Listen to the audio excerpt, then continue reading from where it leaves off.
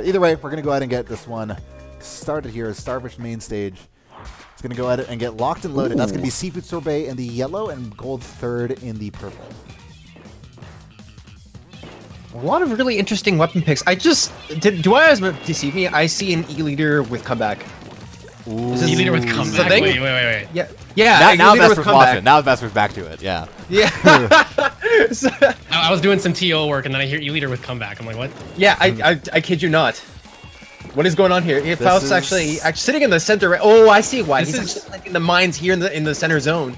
This is interesting to me because like E-leader is such a strong pick on Zone Starfish main stage because it has reach of the entire middle of the map from snipe. But Pika's sitting up here in the middle of the map with a scoped E-leader on zone, and that's like, what's going on here? Yeah. Yeah, I have no idea what's happening here, but I mean, hey, they're having fun, and Seafood Sorbet is getting off to a good start at least. So that E-leader's not really proven out to be a best start here, but more so here towards the combo.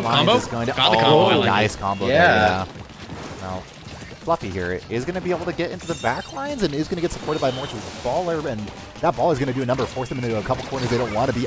Oh my god. The Charger's weak. Morse actually got the hit on the Charger as well.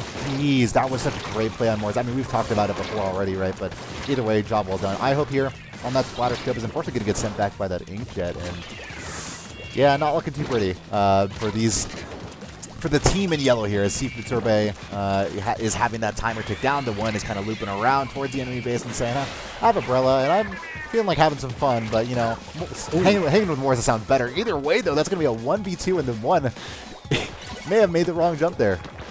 Yeah, in the blink of an eye, it just seems that the entire Gold 3 team just kind of went down. Now it's just going to be up to them to see if they can actually regroup. Right now, of course, Seafood Sorbet and the rest of the group right there, just hanging on to mid as much as possible, trying to see if they can actually get a lead. It seems like they still have a few points to go, because to catch up to 35 is going to be no easy task, depending on how they're able to push out. Morso right now positioning perfectly off the ceiling right there, trying to see if he can actually get a pick. Unfortunately, all 4 members actually do go down again, so that's definitely going to be the lead coming up for Seafood Sorbet. The lead coming, and like well earned too. Like they definitely did a good job. 2 team fights in a row. They were looking like they were getting pushed back. They were looking like they didn't have much control, but they were able to regain it. And they now had the lead. Stingray's at the ready for hope here. Probably gonna come out once we see a push. The one's actually gonna drop too, so they still have the advantage. Lots of they're gonna get a free zone cap. No one's watching the zone. That's that was the unfortunate bit. And Morse is gonna be able to follow up that with the baller as well. So really just salt to the wound. But as soon as I say that though, quick, and Seafood Sorbet here gonna be able to do a number here, and the one still looking for the answers, because sure, they got the penalty, but that's not really, I mean, not exactly what they wanted at least. So the one struggling there, seeing an array of yellow kind of spread out in front of them. Has to jump out, yeah. Got forced to jump out. Yeah. I'm just surprised they got that off without getting taken out. But yeah, no, Seafood Sorbet, it's absolute yellow mayhem here in front of them. Still have a little bit of just going off in the penalty right now. Bisque actually does take down 1 member. 2 members of Gold 3 are actually down. 3 members, actually. And now it's just a matter of trying to see if they can actually hold on. No, don't let them cap the zone for free again. Fox is going for it. It's just a slosher, though. It's not going to be enough. The penalty's going to be gone. There's going to be more points going on the board here for Seafood Sorbet. It might even be a knockout if Gold 3rd actually can't make it back to the zone here quick enough. And it looks like they might not be able to. Yeah, this is looking a little tricky, to say the least. Either way, yeah, that's going to be the game. So job well done as Seafood Sorbet actually jumping out ahead of this one. Was not expecting that, honestly. Go ahead and see the Katie's as they roll on up How's here. the comeback E-leader looking? Oh my goodness. You look, it's not just 1, but 2 members just overperforming and just destroying Prophecy as they tried finding a way back in, but just dying time after time trying to do that in the process. So really unfortunate for them, but Seafood Sorbet is going to take a early victory here. And that's going to be the start of it, at least. Keep in mind, I think the 4 from Prophecy here, I think at least 1, I think it's Fluffy that is kind of looking at potentially leaving early, and Hope would sub for them if needed, but I don't think the sub will be used until Fluffy has to go. So no subs, at least on Prophecy's behalf, as they do have the roster of 5. Seafood Sorbet is still sitting really comfortable with the roster of 4. And yeah, moving on, it's going to be Rainmaker Sturgeon Shipyard, which, you know, judging by the last game, it's hard to say which team I think is going to come up here, because like zones on almost any given map compared to Rainmaker, Surge, and Shipyard is such a wildly different game that it's really hard to kind of draw comparisons here and there. It's pretty much going to come down to I think Seafood Sorbet is going to be able to hold the neutral better, which is going to give them more opportunities to push. But are they good at pushing? Are they better at pushing than Gold Third? We don't know that yet. Yeah, I would probably have to give this game to Gold Third, but of course, that remains to be seen. The reason, of course, being is just I think that they are able to make such good use of like any opportunity that is given to them. Like if you notice in the last game, they were able to actually take the zone when nobody was looking. It just seems like they were really, really aware of their presence, or like the global presence, really. Well, that's actually an interesting note. Yeah, no, I think that, like, you know, presence of mind is something that is so utterly crucial, especially when you're balancing, you know, communicating to teammates what's happening. Oh, that's a bad place for a jump. Seafood Sorbet is looking really good. Morse is going to die. That's going to be 5 players all dropping sequentially for Gold Third.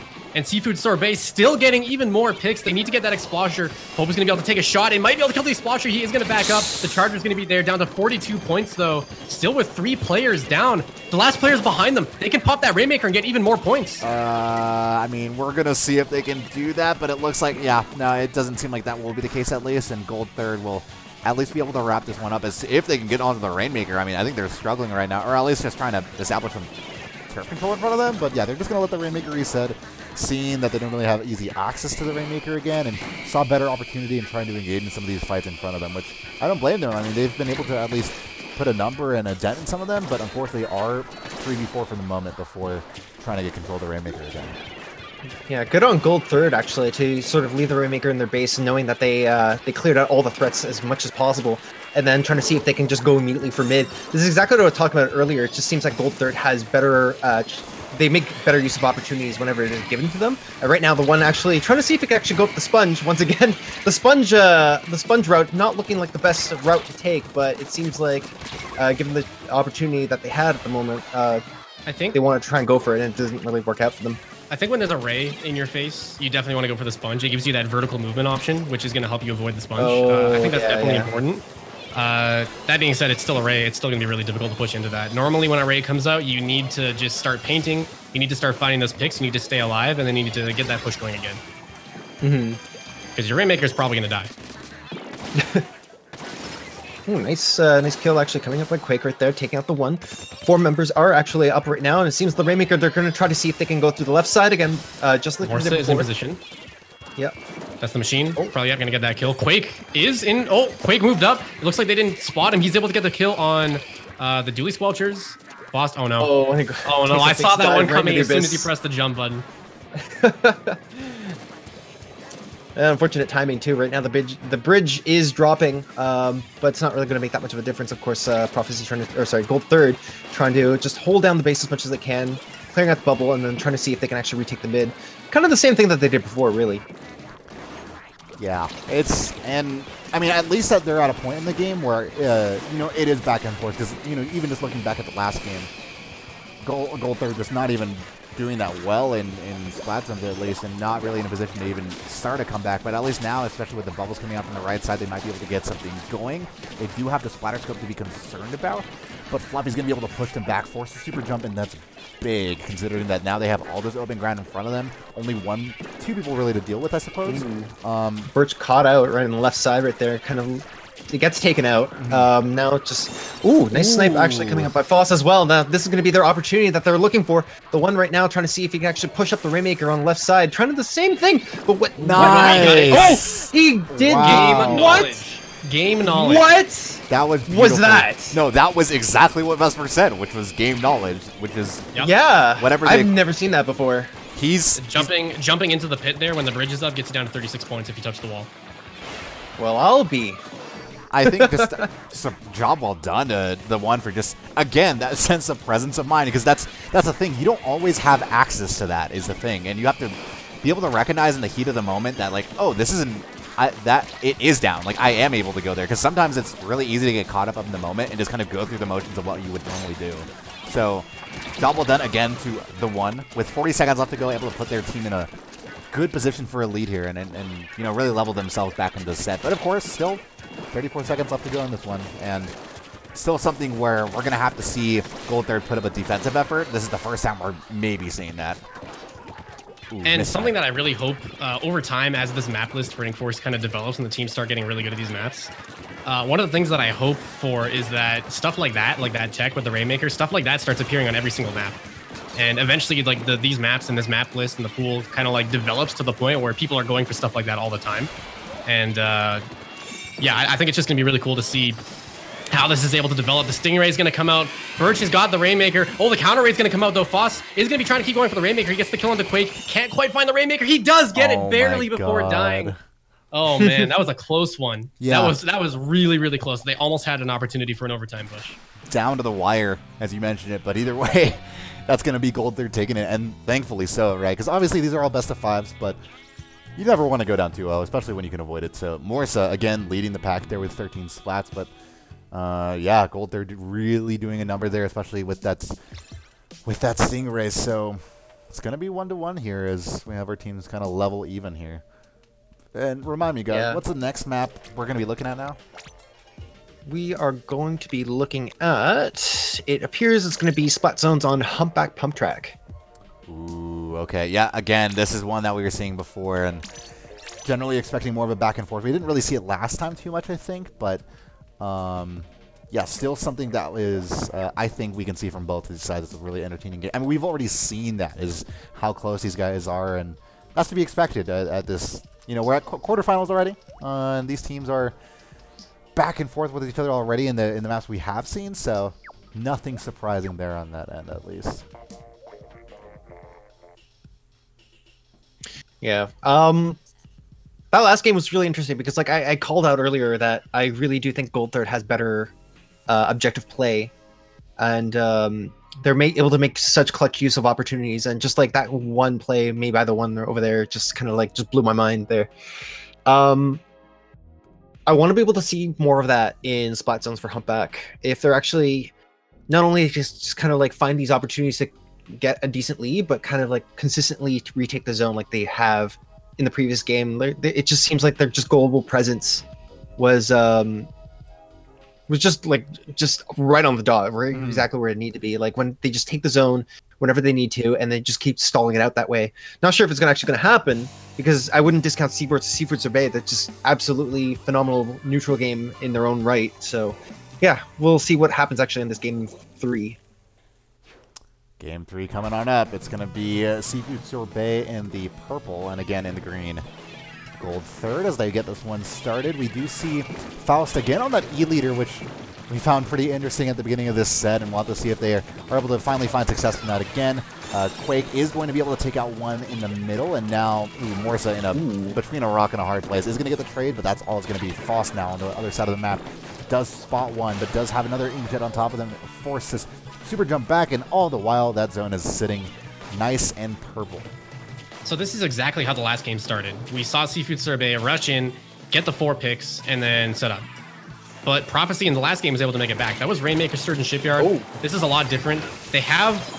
Oh, the bubbles actually drop. I don't think they got the bubbles up at all. There was actually some really good special pushes from Seafood Sorbet. And earlier, and before the tournament started, this is exactly what I was talking about at the start of the cast here. I said, Humpback Pump Track is a map that rewards teamwork and special coordination. And that is exactly what we saw from Seafood Sorbet. And that is what is able... That's what's getting them to the down to the 15-point marker right now. Yeah. No, that's got to be game. It's gonna be 100. Yeah, it's gonna be 100-0. I mean, the one, try all you will.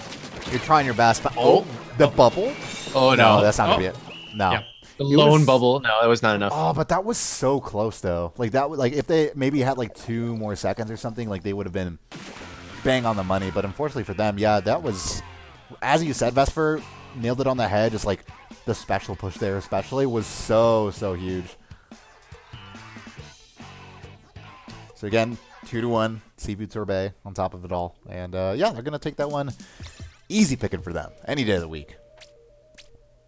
Next game coming up though, we got Tower Control and Snapper, so that is going to be very interesting too, because like once again, we saw it seems like Seafood Sorbet clearly very dominant on the spot zone heavy maps, and just as Vesper pointed out, just their teamwork and coordination on these maps is just absolutely stellar.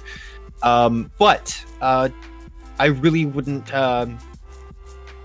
I really do think that, like, given these situations where like they have to push an objective, that gold third, it just definitely still has the ability to actually tie this game up, or this set up, as much as possible. So it's going to be, I don't know. I'm still thinking that if, especially with the weapon spread that they have as well, they might actually be able to take this game in their favor. Although that remains to be seen. I've really been noticing about not just Prophecy. I guess there is 2 Prophecy members here and not 3, but something that I've really been noticing about kind of that sector and those kind of group that plays together, just like Gold Third here. Something that I've really been noticing about them is that their weapon spread is just insane. These guys normally pick very niche things, but they pick them for a reason.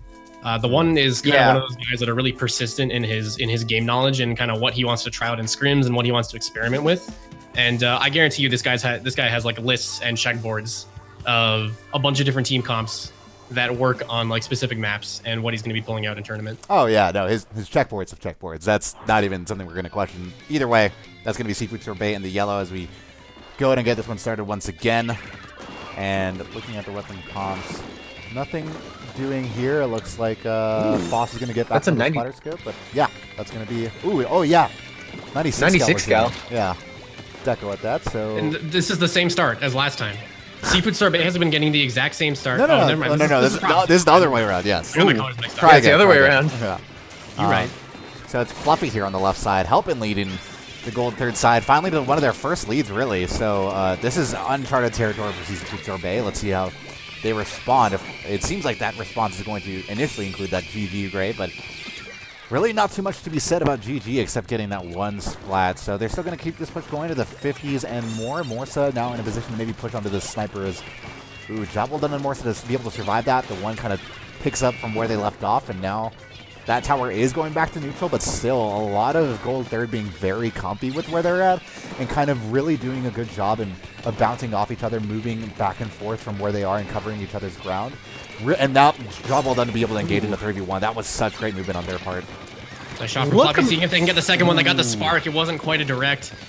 And that is going to be Quake here, kind of keeping control of this top section. They got to push into Morsa. Pushing onto a 96 cal is not easy, but they made it work. It looks like Morsa just decided to go for the movement right as Quake was just trying to push out, which is a little bit unfortunate. Happens all the time. Quake trying to get the kill. No, they're going to get teamed up on. Pincer between 2 people. Some more trades going back and forth. It's a very weird set of neutral exchanges right now, but it seems like gold third is still coming up on top with this tower still remaining about halfway through the track. Yeah, I don't remember. Gold third absolutely looking super persistent actually right here on this side. It's just there's so much mayhem actually happening just around this hill area right now. Fluffy actually trying to push up with the rest, or at least trying to get the tower, push up the tower as much as possible. Okay. But yeah. That's going to be a direct on Seafood Sorbet. Finally seeming to get some defense up, but okay. That GG raise not going to be... Oh my goodness, that with the splashdown on top of tower is going to at least enable them to get to the 21-point marker. And Foss here with the snipe at least is going to get rid of one and again push them further and further towards that last checkpoint. Now past it at this point. And finally, Seafood Sorbet is finding some answers, but Morsa is going to give them a little bit... make them check their rear view mirror before they get this one out of there. Close. Very, very close to that knockout, but Seafood Sorbet's got a second win going here, and it's going to be rough. Snapper Canal is one of those difficult maps to get a push that good on, and they're going up against a Brella and a Stingray, so it's going to be really, really difficult for Seafood Sorbet to win this one. And, even then, though, like, I mean, it was, as you said, Vesper, that, like, it was a really, really awkward kind of, like, neutral play where both teams were really just giving it back and forth, like, I don't really think I've seen a seesaw like that, like, in my time, because at that point, it was, like, at the, what, 50-point marker, and it was just sitting there for a while, so I wouldn't write Seafood Sorbet out of this one yet, as they're starting, I believe, one of their first pushes. With this Stingray coming out, it might be a little bit difficult, but let's see if they can win the fights in front of them, at least. Trying to chase down Hope. Not able to clean up the kill. Hope's going to be surviving there. And... that was interesting because we saw the Stingray come out. We saw 2 players go down from Seafood Sorbet. We do now have the one in pushing with this Brella. He found one pick on the side. He's going to get cleaned up by Quake. And that was actually looking like it could have been a really good opportunity for Seafood Sorbet to get that push going. Oh, Morsa. Okay, they almost got it. That was definitely a stacked engagement for Morsa. That was not an engagement that Morsa wanted to take, but they almost pulled through. It was really, really close. Yeah. Quake winning that one. So, I mean... this being said, we're at a point where the match momentum could go really either way. Like, Seafood Sorbet now, it's really going to depend on the picks they can get. Maybe Hope can really lend to that as well. They do spot out at least one player maybe somewhat close to them as they're getting towards the tower. And Hope is going to definitely want to get rid of that splatter scope as soon as possible, but it's not going to happen at least right now. But Inkjet is going to be able to aggress onto them as soon as I say that does get taken out. But Inkjet, or sorry, not the Inkjet, the Stingray is going to get a hit marker before running out. Oh. Ooh. Just 96 skill things. Random fall off damage kills. Don't worry about it. Yeah. One thing I noticed too, which is kind of really difficult for Seafood Sorbet, is the fact that they do have that Stingray on deck, or whenever they do have it on deck, it's just not going to be as advantageous for them as it is going to be for Gold Third. Obviously, Gold Third sitting with a very, very pretty lead at the moment. Whenever they actually do feel threatened, they can just pop up the Stingray and then try to just dust anyone off the tower. But when it seems like whenever Seafood Sorbet has the Stingray, it's just they're not able to use it in that same form as they can. Morso actually pulling up a really nice jump there, trying to see if he can get away. Really good defensive jump.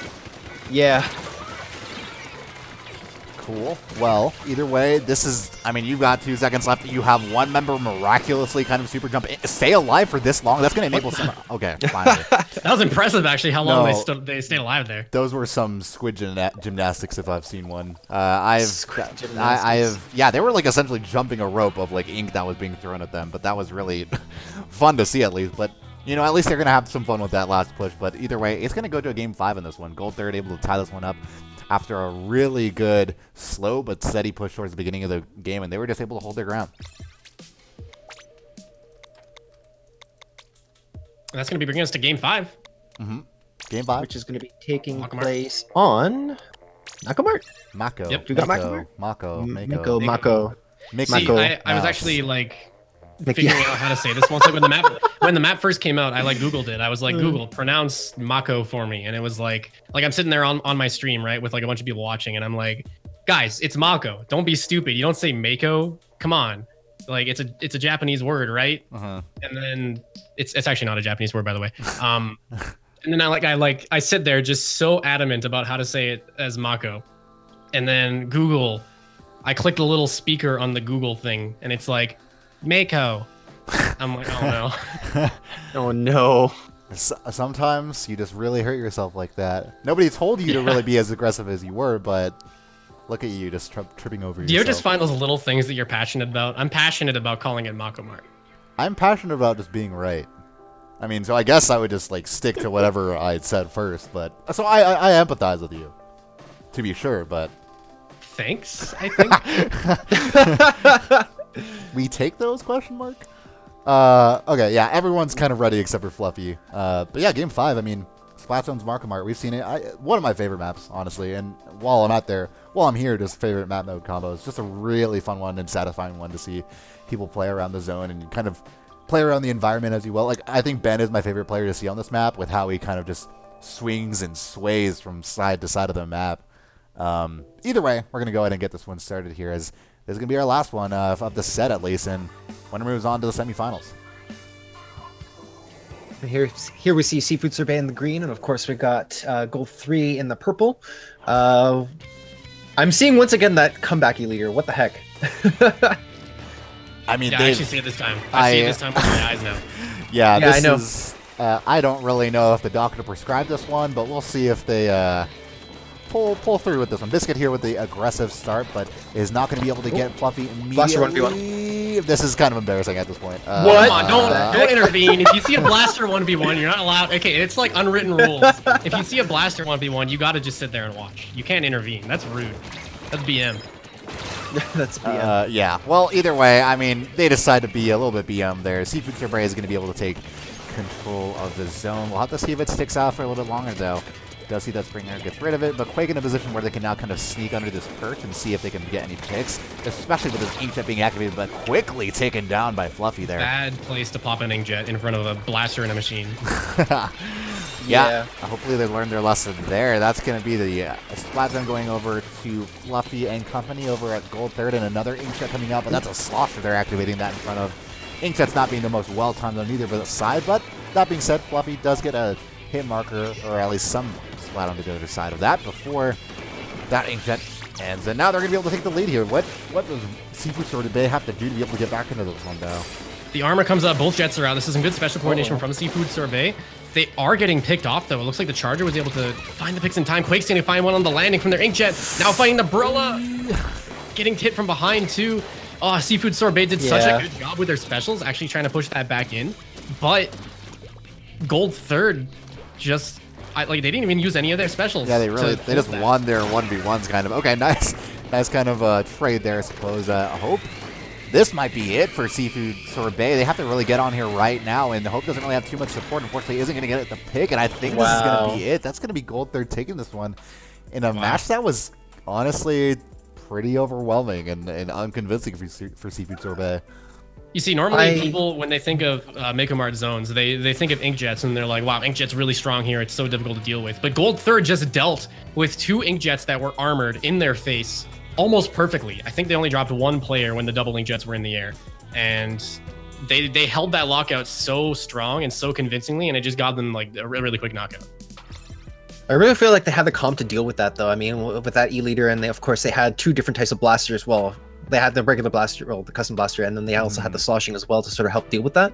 And of course, can I just point out the one's play in that game? He was just consistently always not only in their face, but he was just covering up like a lot of these really, really tricky flank zones. I believe there was like one portion of the map where Quake was actually trying to slip in through the alleyway, and the one was just kind of being there, like just blocking it off and just saying, no, you can't, right? And whenever the one was able to actually slip into the enemy base, he would just kind of consistently go into the enemy plat and just kind of sit there and just try to be as much of a nuisance as he could. So great play actually by him and the rest of the team, being able to take that set 3-2.